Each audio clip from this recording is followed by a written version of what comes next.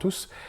Aujourd'hui, je vous parle encore du pouvoir extraordinaire du chien. Je pense qu'on pourrait en faire une émission, hein. Il y a le pouvoir extraordinaire des humains, je crois, en émission. On pourrait faire le chien tellement il a un pouvoir extraordinaire, surtout au niveau de son olfaction, au niveau de son nez. Et j'avais fait une vidéo il y a peut-être quelques semaines maintenant sur la médiation animale et comment le chien pouvait nous aider, nous, socialement. Et à la fin de la vidéo, je crois que j'avais dit que j'avais d'autres surprises sur le pouvoir, entre guillemets, ou les pouvoirs du chien. Ça en fait partie, cette étude-là qui est une étude réalisée par des Français, des chercheurs français qui sont situés à Maisons-Alfort. Maisons-Alfort, c'est l'une des 4 écoles vétérinaires françaises.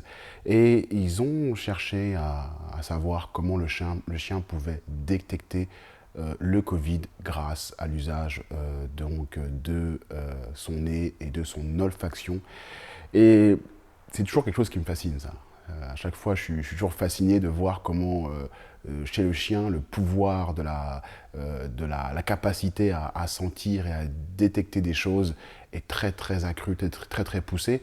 Et on s'en sert déjà, mais de plus en plus, je pense qu'il va y avoir je l'espère en tout cas, surtout dans le monde médical, une percée de l'utilisation du chien pour diagnostiquer des personnes malades. En fait, cette étude-là, hein, que j'ai sous les yeux, qui est le diagnostic et la précision, grâce à l'olfaction du chien sur le SARS-CoV-2, on va voir que très efficace, très puissant. Mais avant tout, pourquoi? Comment ça marche? En fait, lorsque vous êtes malade, vous sécrétez ce qu'on appelle ils appellent ça des VOC, volatiles organiques compounds, donc des composés organiques volatiles. Et ça a été démontré d'ailleurs scientifiquement par des cellules en culture, hein, des cellules immunitaires. On les infecte dans l'étude par 3 différents virus de la grippe, dont à l'époque il y avait le H1N1. Et on voit que ces VOC, ces VOC, vont être émis par la cellule et ils vont être différents. C'est ça qui est juste assez impressionnant. C'est qu'il y a des composés, même au sein de différents variants du virus de la grippe, ces composés sont différents. Et justement, on peut se servir de cette capacité olfactive de l'animal pour venir faire des diagnostics. Donc quand je suis malade, quand j'ai une maladie particulière, je sécrète dans mon corps ces composés organiques que le chien peut sentir. Alors utiliser les capacités olfactives de l'animal, c'est pas nouveau, hein. Ça se fait dans les drogues, ça se fait dans les billets de banque, ils les entraînent également pour les explosifs, ils sont entraînés également pour les personnes qui sont perdues ou dans la montagne ou dans les problèmes également de catastrophes naturelles. Donc c'est pas nouveau. Par contre, sur les maladies, c'est relativement récent. J'irai parler bientôt, je pense. Je vous prépare une vidéo sur le cancer, notamment sur le cancer du sein et de la prostate.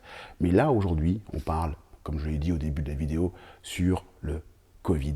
Alors, pour tester la sensibilité du chien par rapport au Covid, les scientifiques ont pris 300 personnes qui venaient à l'hôpital. Il y avait ce fameux test du Covid classique qui a été fait, le test dans le nez, PCR, mais également un test antigénique.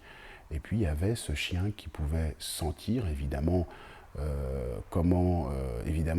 que les scientifiques ont fait, c'est qu'ils n'ont pas fait sentir directement la personne. Ils ont décidé de prendre des prélèvements de sueur. Donc les personnes qui se faisaient tester plaçaient pendant 2 minutes, c'est ça moi je me dis c'est incroyable, plaçaient pendant 2 minutes le coton sous les aisselles, là où il y a un peu plus d'odeur et de sueur.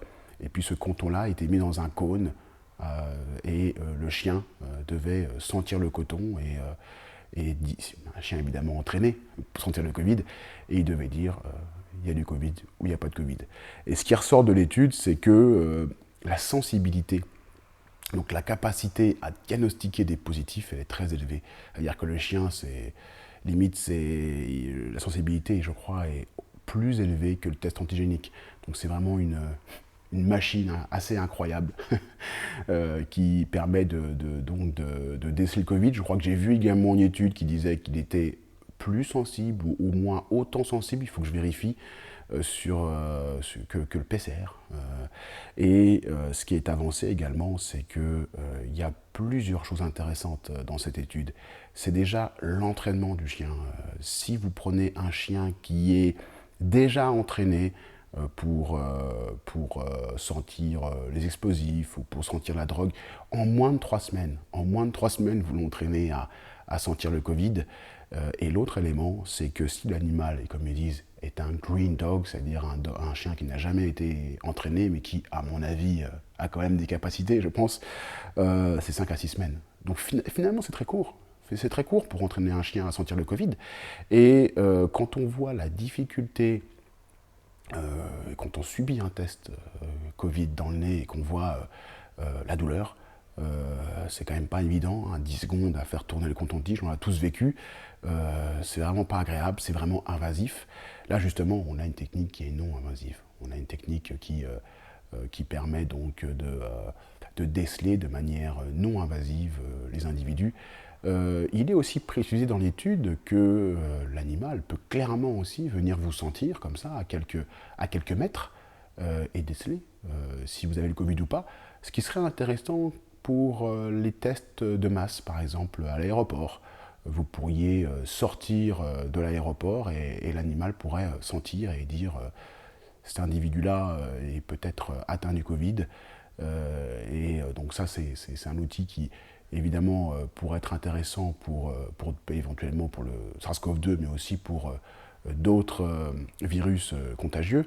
Et puis, l'autre élément intéressant aussi, c'est lorsqu'on doit tester des populations qui sont beaucoup plus difficiles à tester. Par exemple, des personnes qui souffrent d'Alzheimer, ou des enfants autistes, ou des personnes handicapées, ou même aussi des enfants sains, parce que le test PCR dans le nez sur un petit enfant de 6 ans ou 7 ans, c'est clairement pas quelque chose qui est facile à faire et c'est clairement traumatique. Là, on pourrait se servir du chien avec cette sensibilité au Covid qui est, selon les scientifiques, ils le disent, je crois qu'ils le disent, excellente, c'est le terme. J'aime bien prendre les termes des fois des scientifiques, excellente sensibilité du chien. Voilà pour cette vidéo. Je vous dis à bientôt pour d'autres contenus et portez-vous bien.